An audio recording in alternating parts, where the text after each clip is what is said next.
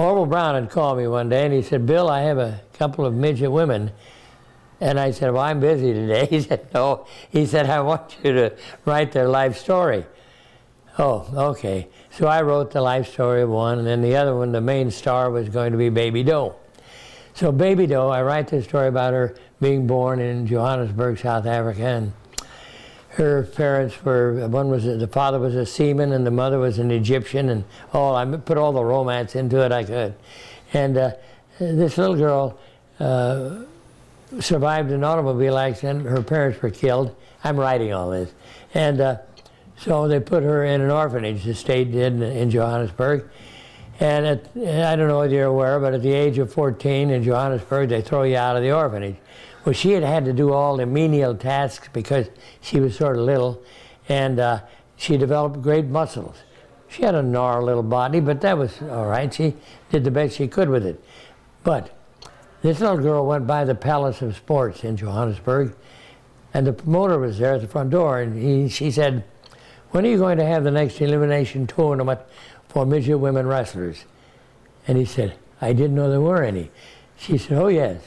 He advertised 32 of the great women midget wrestlers from all over the world gathered in Johannesburg for a week-long tournament. At the end, little Baby Doe was the winner.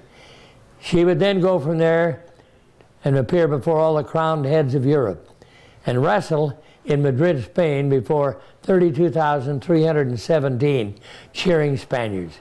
She won, reigning head of all the women midgets. We were able to get her in the Kansas City Armory as her first stop in the United States. Well, we built that and pumped it up. We had a little robe made for her, velvet robe, and a crown she wore. And she was a tiny little thing with a body. And that particular night, I was broadcasting a KU game featuring Wilt Chamberlain, who was 7 feet 3 or 4. And now I'm coming from that giant of a man down to a little woman. And I'm to get up into the ring and introduce her as they come down. And we sort of had a Rocky type atmosphere of bringing her into the ring. And the people were just enthralled by the fact that they're getting to see this great woman midget champion. And I have to get up in the ring. Good evening, ladies and gentlemen. In this corner, standing 3 feet 2, weighing 47 pounds, the reigning world champion from Johannesburg, South Africa, Baby Doe. And some guy at ringside said, since when did they start calling Armourdale Johannesburg, South Africa? That's where she was from, but I didn't know it. I just wrote her life.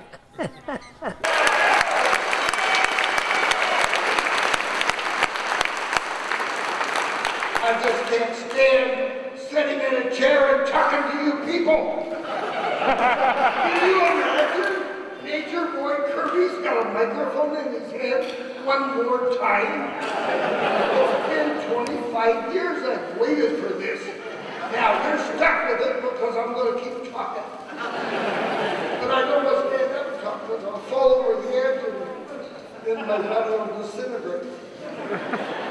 Anyway, I looked down the line. Bob Geigel.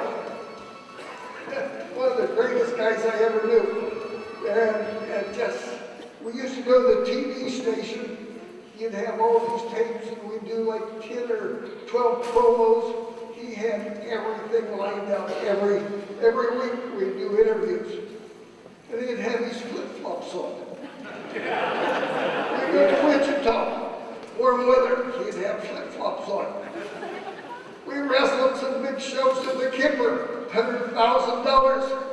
He looked just like he does now with flip-flops. He was always the same person. Whether there was a lot of money, whether there was a few $1,000s in the house, Bob was always the same person.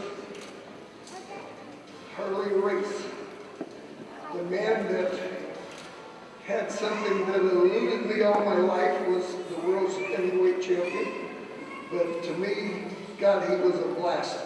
We had more fun being around each other. There's tag team partners here. There's tag team partners in Georgia. There's tag team partners in Florida.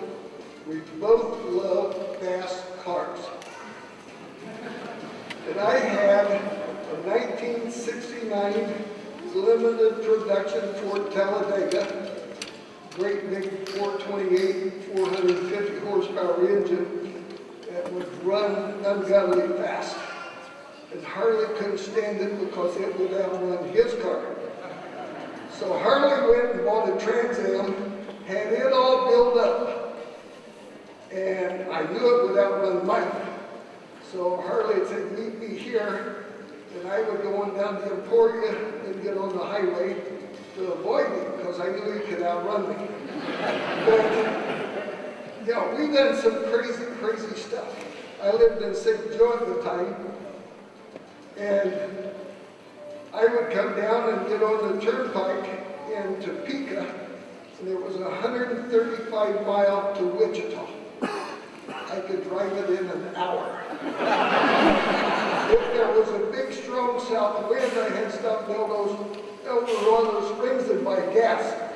Yeah, but that car, it would cruise at 130, 140 miles an hour.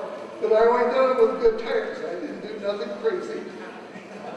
But anyway, you know, and then another quick story about Harley. He was in Florida, you know, and he had this Trans Am.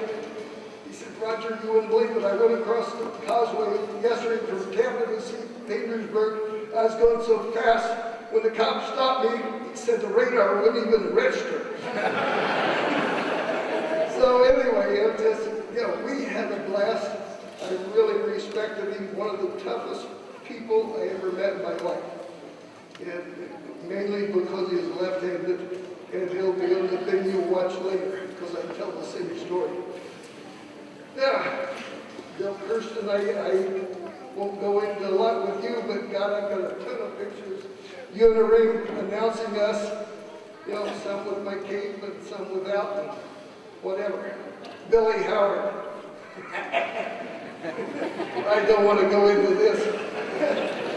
Billy Howard called me, he got back from Africa. He said, you know, you want to go to Africa, Roger? You know, my daughter was just born, sitting down there. I said, yeah, I'll go. Well, he didn't tell me what I was getting into. I should have known, because when I went to Africa, Sammy Cohen paid me 2 weeks early to come over to get in shape. Well, you know, Johannesburg is like 9,000 feet, so, but the reason he wanted me in shape was they had a big guy like 6'8", 290 pounds, looked like he was carved out of a rock, and toughest man I ever saw in my life. I could hit him as hard as I wanted to, and he just smiled at me. So I sent Billy a card from Africa. I said, Billy, I'm going to get even with you someday. If I survive this trip to Africa, I'm going to get even with you. So anyway, that was one of my remembrance of Billy Howard. So anyway, I'm like Harley. You know, my 20-some years in wrestling, even though there's just 4, 5, or 6 years spent here in Kansas City, because I traveled all over the world just like Harley. But I couldn't have done it without you people. It's the wrestling fans that made us. That when Kansas City died, as far as wrestling, I died. And wrestling was never the same without Kansas City. But, you know, and I just, when I retired, I went right to work for the Kansas City Star. I retired from there after 21 years. So anyway, I won't bore you no more. Those are some of my memories of Kansas City. But I can't say enough about this place.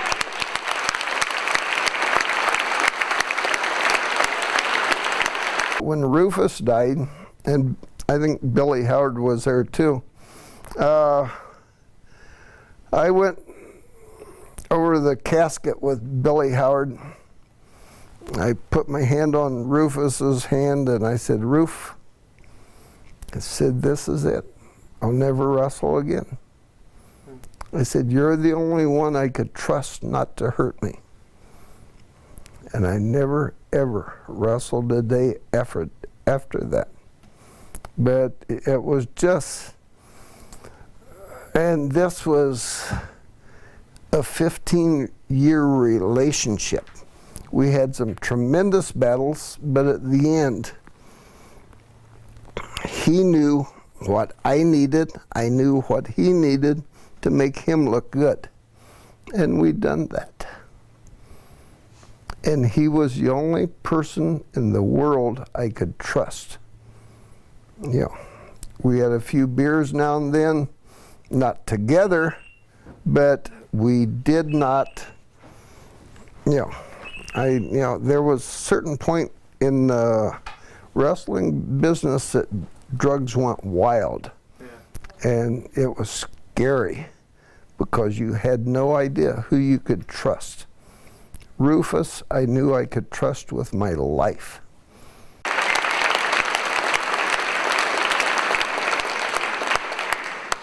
When I was getting dressed to come over tonight, I thought, what should I wear?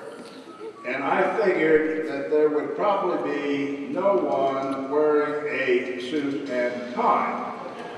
And as I look around, that's exactly what I expected. But my dad, after he was hurt very seriously in an automobile accident, very nearly lost his life, he became the booker and the promoter in right here in this hall. By the way, when I stepped in, sure isn't as big as it used to be.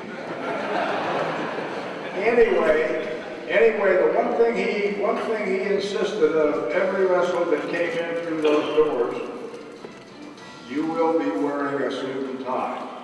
And so I haven't forgotten that. And here I am. He was, by many people, considered perhaps the greatest of all times. And he and the great John Piesick 2 years ago were entered into the Professional Wrestling Hall of Fame in New York, which of course is a big honor and certainly something he deserved.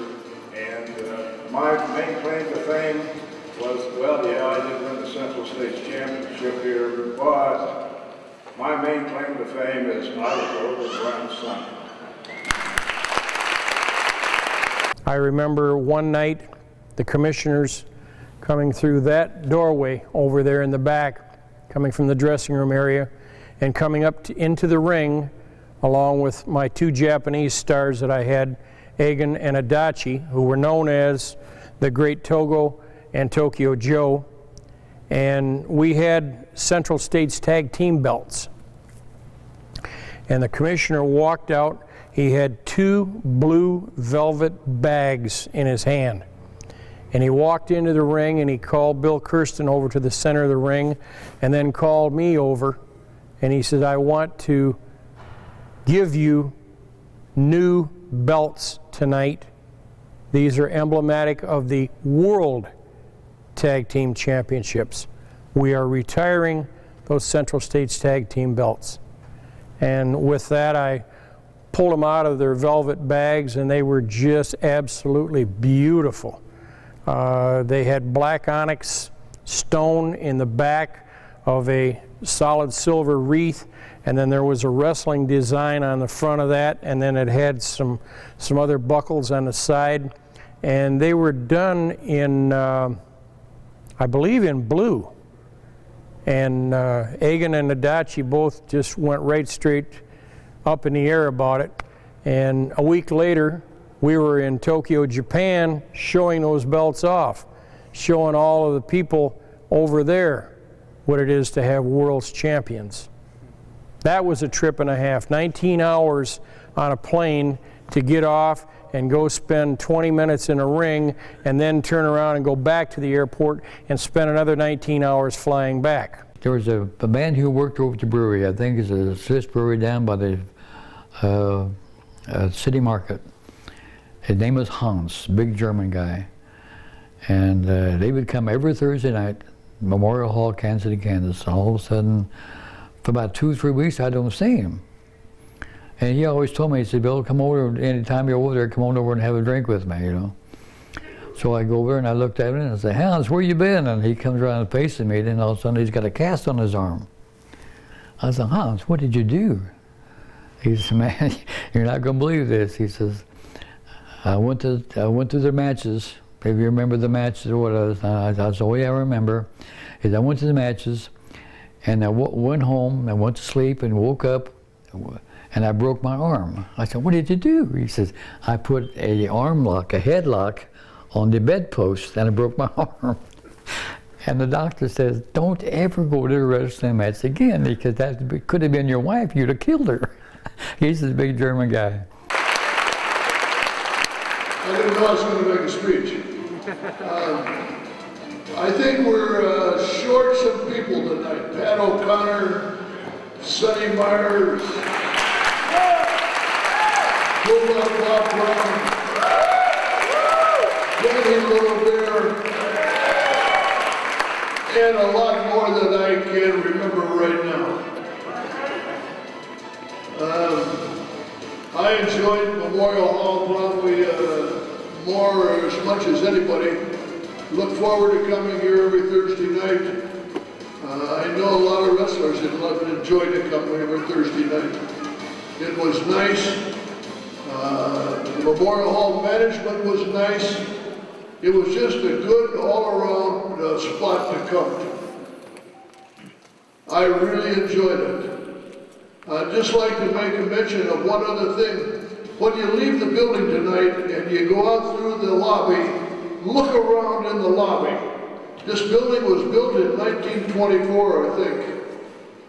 And they brought a person over from either Germany or Italy to do the work on the lobby.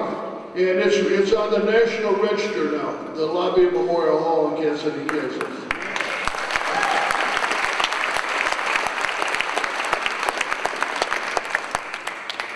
Thank all you people for coming, and thank you for still wanting my autograph. I'm getting pretty old now, but I can still write.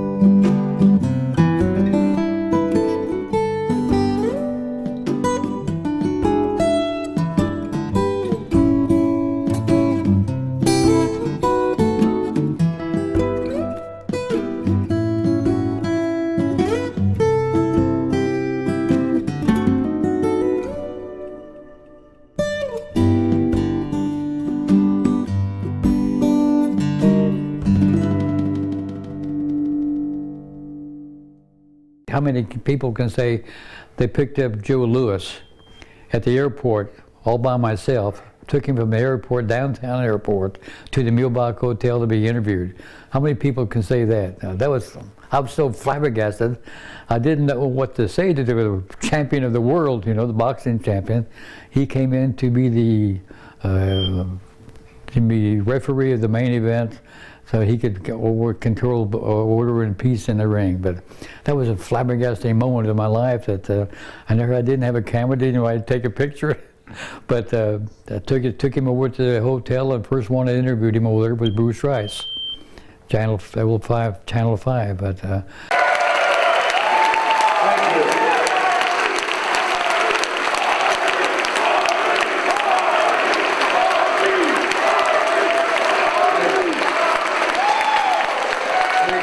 Thank you all very, very much. When I'm on this stage with this crew, I ain't a damn bit better than any one of these guys. This was the origination right here. I started 1959, 54 miles north of here, and met the most incredible human being that anyone will ever meet at any point in time, Gus Karas.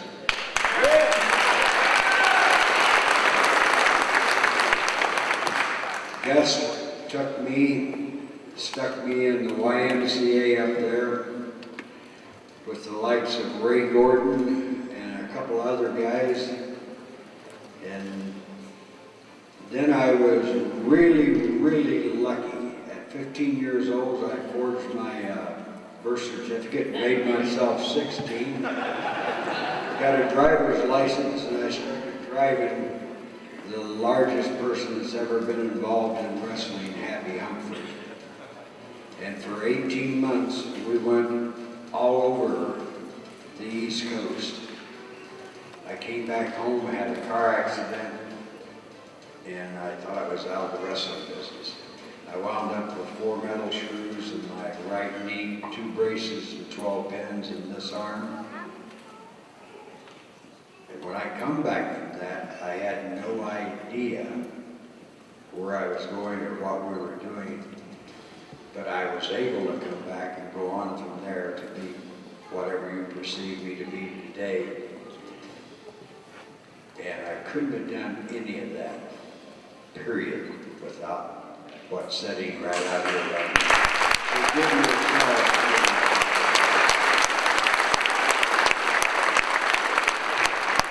And again, on behalf of myself and the rest of us up here, I want to thank you all very, very much for coming out, and thank you for your support my whole life.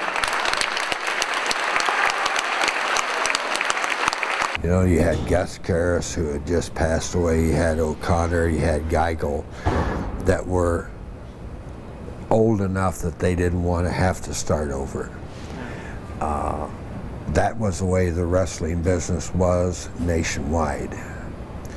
All of the places, the Don Owenses, the Leroy McGurks, they were all just at an age that they weren't going to risk losing what they had fighting like they would have in the 70s. If Vince had tried what he did in the 70s, it'd have been a whole different ball game. But, you know, things happen, I guess, the way they're supposed to happen. I was wrestling in St. Petersburg, and Jack Dempsey was the referee. Max Baer and Slapsy Maxie Rosenblum had a comedy act at the Bayshore Royal Hotel in Tampa. And they came over to see Jack Dempsey because all 3 of them were boxers. And Dempsey was a super nice guy. Gosh, I enjoyed him. As a matter of fact, I got a picture of Jack and me on the wall downstairs. Slapsy Maxie Rosenblum had his girlfriend with him, and she was about half cracked, half drunk. And they tried to get her in the ring. And she had a dress that was bare down between her boobs, between her breasts. And they were trying to get her up in the ring, and one of the flaps came over, and it was the highlight of the night. It was a classic. But that was in St. Petersburg. as I look back on those days, it was a beautiful time. All of the wrestlers had cauliflower ears, particularly the wrestlers that had been around a while. And the cauliflower ears, and that's what it looked like, and that came from when you had a man in a headlock. You kept rubbing those ears, and all of that calcified, and it just got ugly looking. And guys, you'd have to take a pin to penetrate that so the guy could hear. I mean, they were bad. And you put cauliflower ears on somebody like the Swedish Angel, you got a mean-looking individual.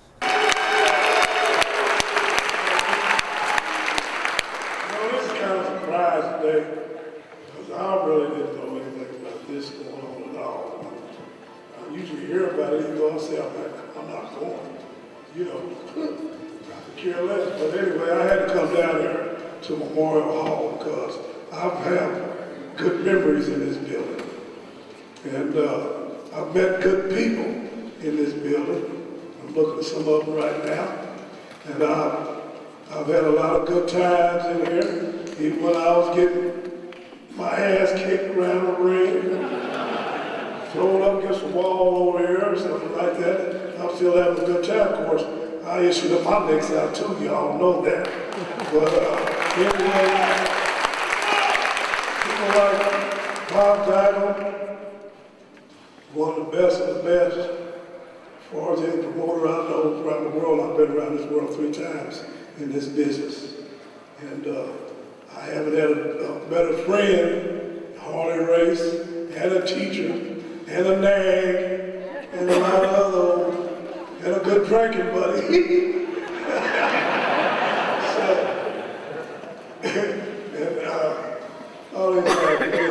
Roger. I haven't seen Roger in a long time. One of the strongest nut buckets in this world, believe that. At one time, he still can hold his own, I'm sure. And Billy, his nursemaid to be up and down the mountain of Canyon, remember, up there years ago when I first started. And so anyway, I'm just saying that Memorial Hall has been a good start point for me. And like I said, I have a lot of good memories here. I'm always going to have them. I'm always going to, we're all friends, dividend in that I've made in this building. And I appreciate all you people's support throughout the years, from day one, clean up to now. And still glad you all remember me, and still glad that you know that I'm still around. And I want y'all to see the Butch Reed is still alive and kicking. And we're going to make Memorial Hall a historical landmark, because believe me, it's been here long enough to be that, and it's got a good history in it, especially in the professional, good name, good sport wrestling. Thank you all.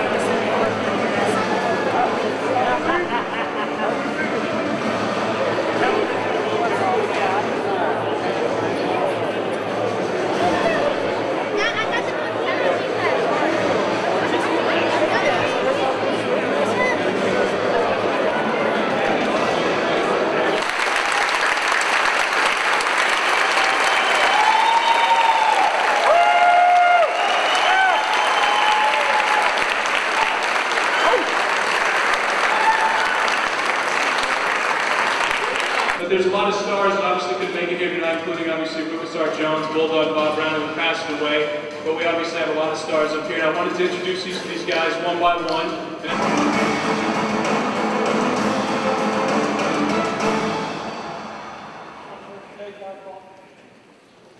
Yeah, just one more round of applause as these guys go sit with their families. Thank you guys very much.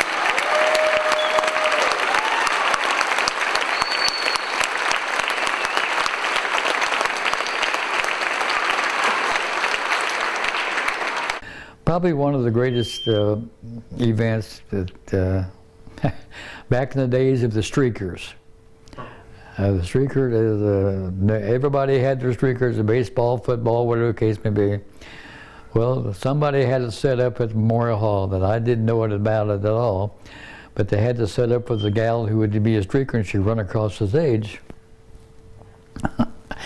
And they gave her $10 and 2 tickets to wrestling match. So all that she'd have to do is a particular point would run across from stage A to stage B and pick up her clothes, put them back on, get outside and go.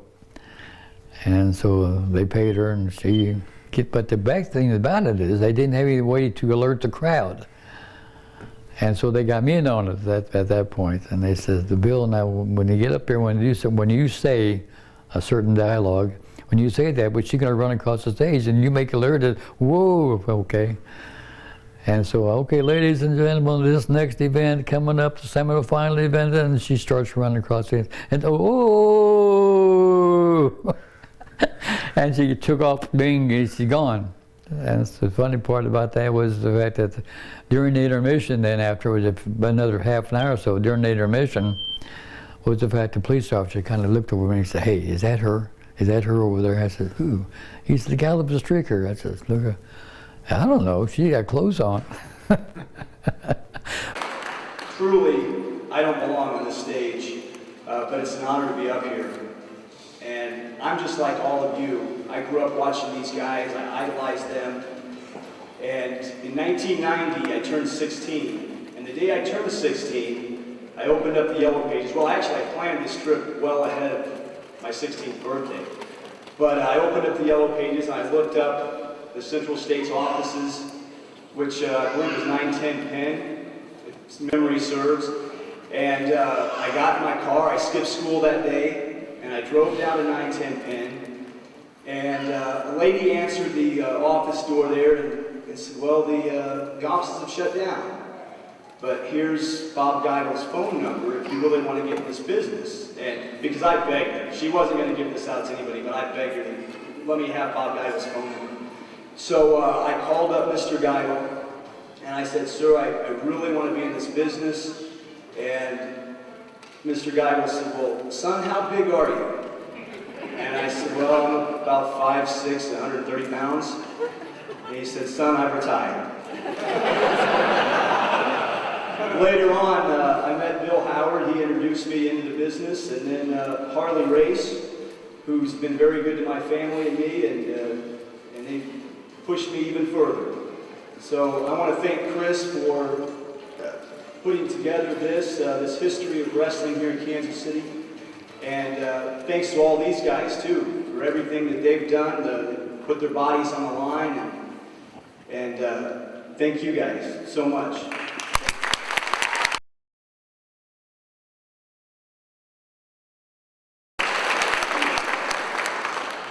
You know, the Cauliflower Alley Club, I don't know if any of you heard about it, but a lot of members, all of us are members, and they sum it up properly.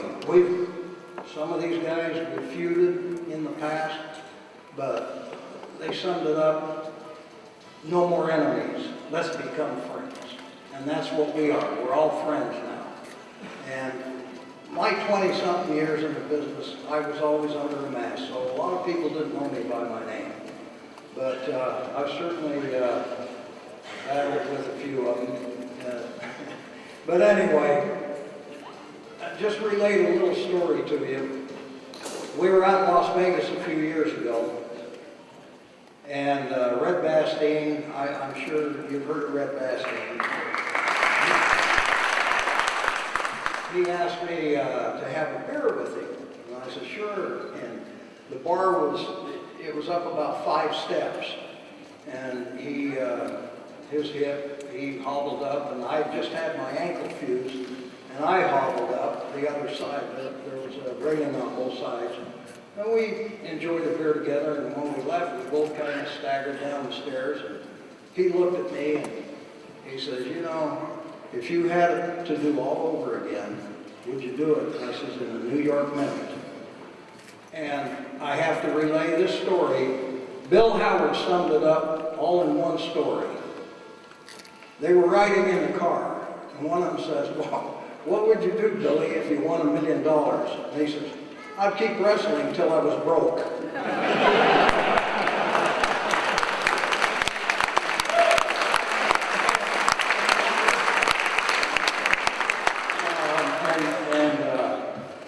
I go back as far as, I don't know, 1960 something with Roger Kirby. We were out in San Francisco together. We were in Portland, Oregon together, and I wrestled up there as the Claw. I was the Claw before an intern. And people were sending pictures in of Roger Kirby with a painted mask on him, a painted shirt on him, because I had a tattoo and I wanted to cover it up. And they thought Roger Kirby was the Claw. And I got by with it for a while. I'd see people and they'd say, Roger Kirby's the Claw, isn't he? And I'd say, you bet he is. But anyway, it's great to be here and see all you people. These were the good days, I'm telling you. You were the good people that supported us and gave us that little niche to go on and keep going with all our injuries and so forth. And I really thank you for coming out tonight. Thank you.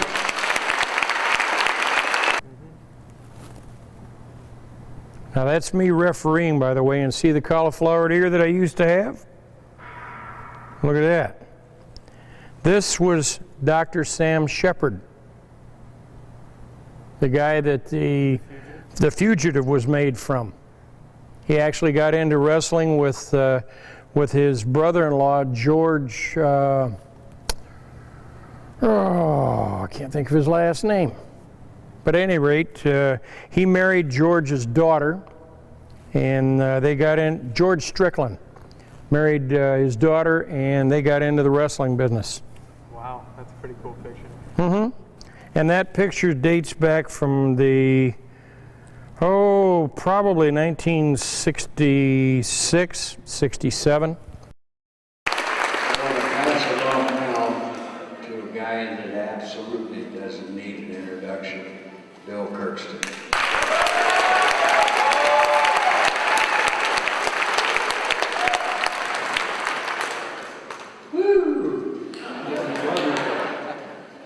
Like the guy's been going out of town for a week with his job.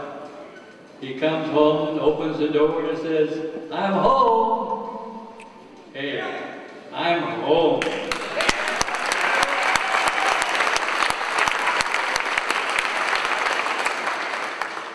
"1941, my father and I sat up there to the second row from the top. Once a month we were able to go forward to go to the wrestling matches. 1941. 1947, I became an usher.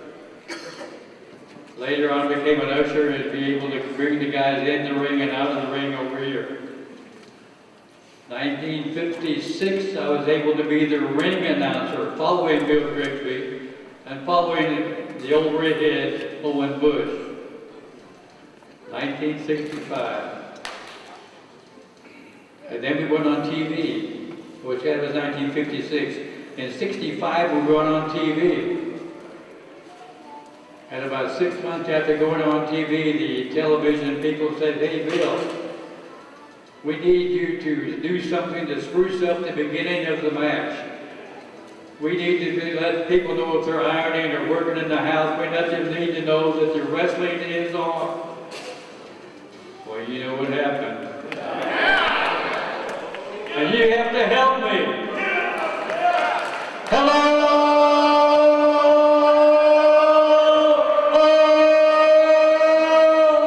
Wrestling fans! Are you ready? Get set! Sit back and relax!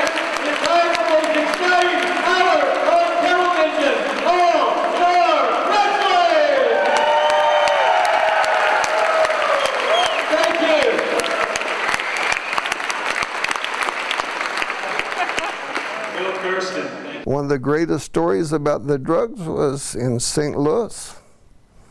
And I was to wrestle Kerry Von Erich on TV. And they was up on top of the building doing whatever they do. And they was sending me to the ring. And they, Kerry, come on, you're on. Kerry, come on. He jumped down a whole flight of stairs. And I knew my butt was in trouble. So I went to the ring first. Kerry come charging down the aisle. I had my jacket off. As soon as I got in the ring, I dropped to my knees and blocked him, because I knew if he got in the ring, he'd kill me, because he was higher than a kite. Yeah. And I blocked him, whacked him a couple of times across the back. Up the aisle he went, come back, tried to get in the ring. I blocked him again, hammered him a few times, a little bit harder. Up the aisle he went. Third time he come down, same thing. He went way up the aisle. Referee counted him out and raised my arm. And they was setting him up for a world championship match. The following show, I was in a double main event with Gene Kaninsky and Jack Briscoe. And I was in a handicap match against Dick the Bruiser and Steve Bolus against myself in St. Louis. But that's what led up to it. And that was the effect of the drugs. Yeah. And thank God, you know, I've never ever smoked a cigarette in my life, but I've never ever done drugs in my life either.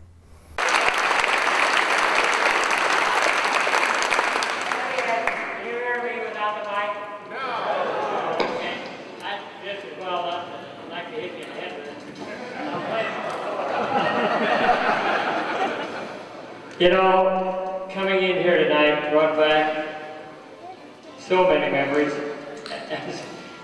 As Richard said, the place looked bigger when we used to come in here. Well, we all did.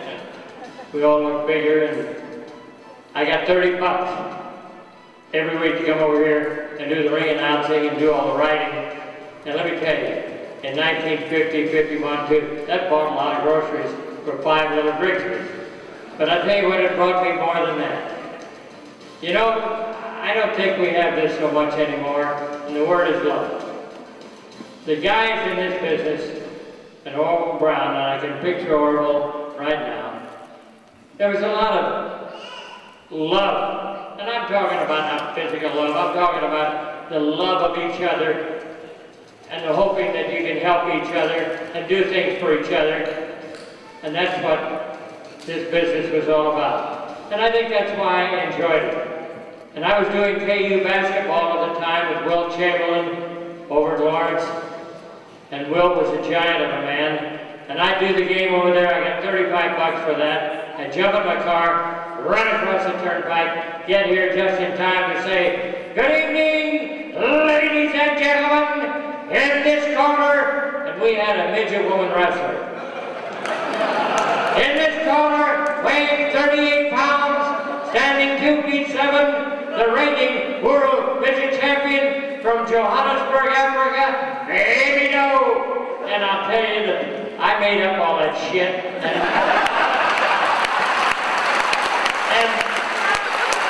I'll never forget, there was a guy ringside one night when I said, from Johannesburg, South Africa. And he hollered out, he said, since when did they start calling Armourdale Johannesburg, South Africa?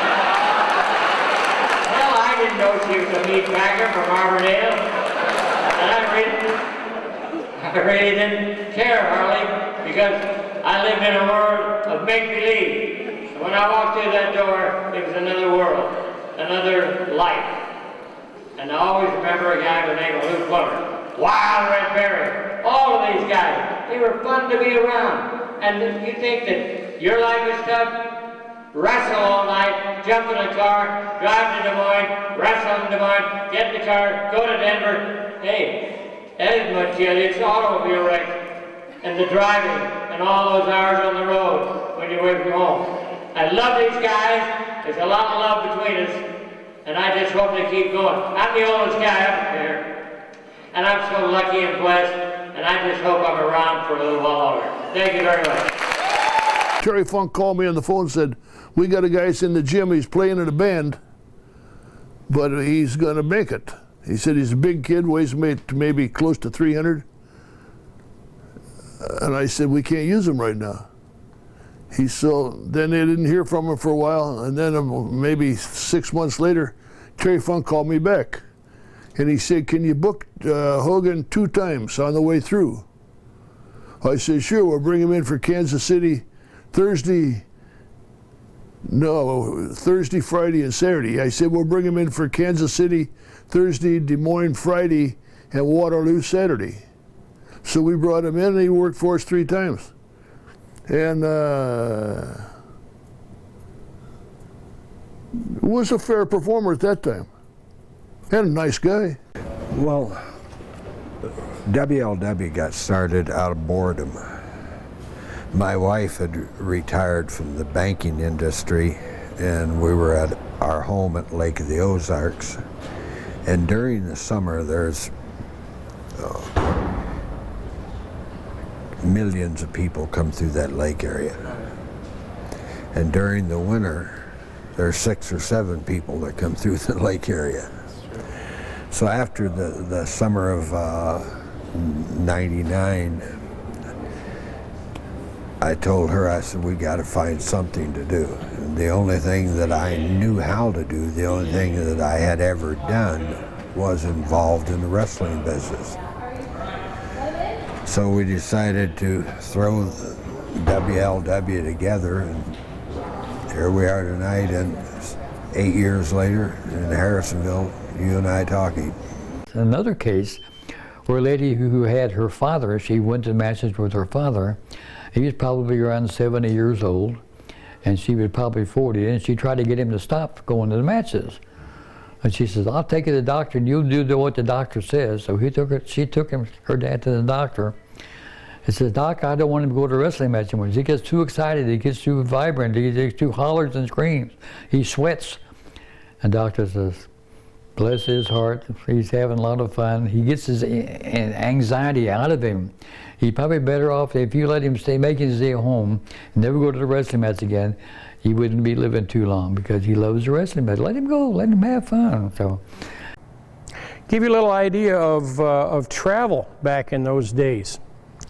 The night before I came here to Kansas City for the first time, I left my home in Lansing, Michigan, drove to a little town down in Ohio called Mansfield, which was 250 miles.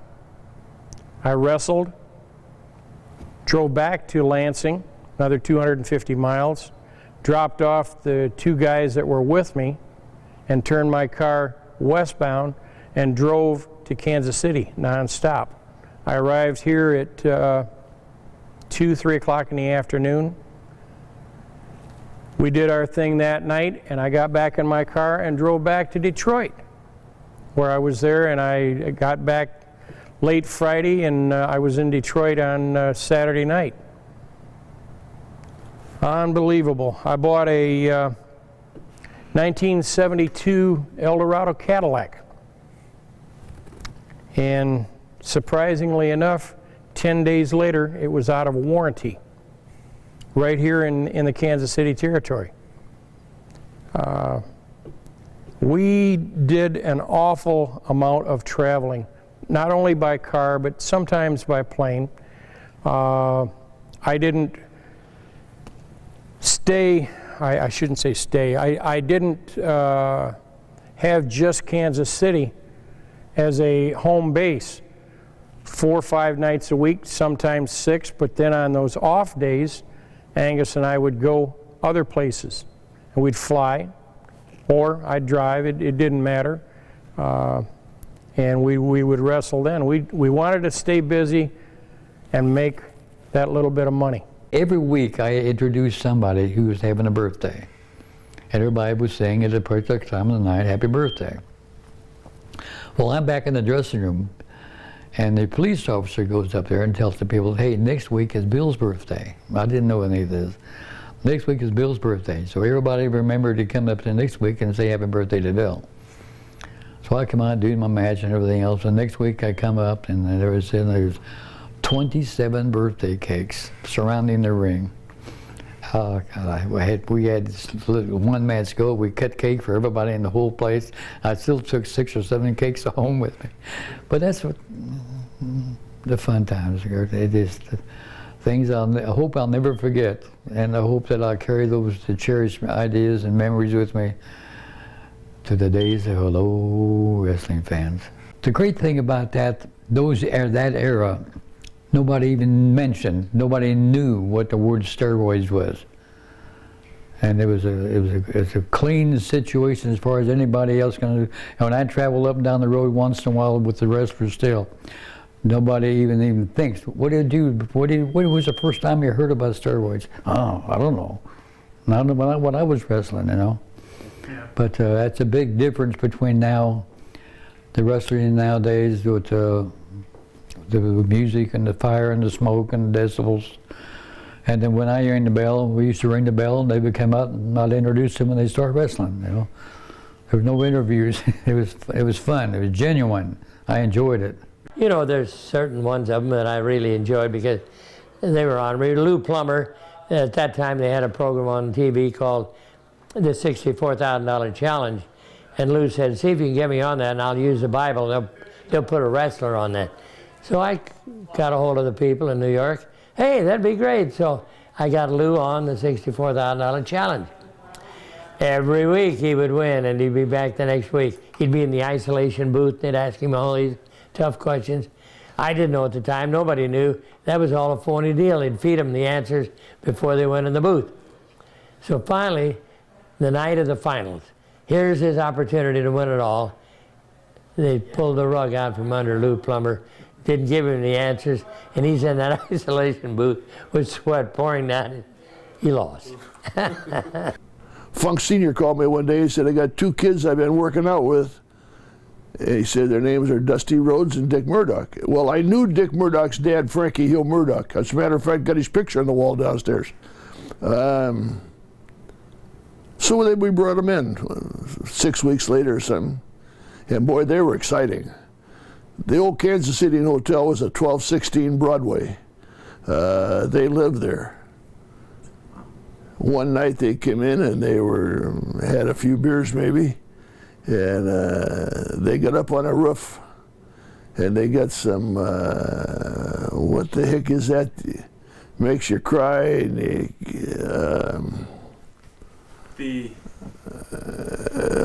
not the stuff that wakes you up, like tear gas stuff, or yeah, tear gas. Okay, where the intake on the air conditioner was, they put tear gas in there, and it woke everybody in the hotel was down in the lobby, and they're standing up there watching, and they're not saying anything, but they're snickering a little bit, and I surmised fast what happened. That they had something to do with it, but and they both turned out to be great wrestlers.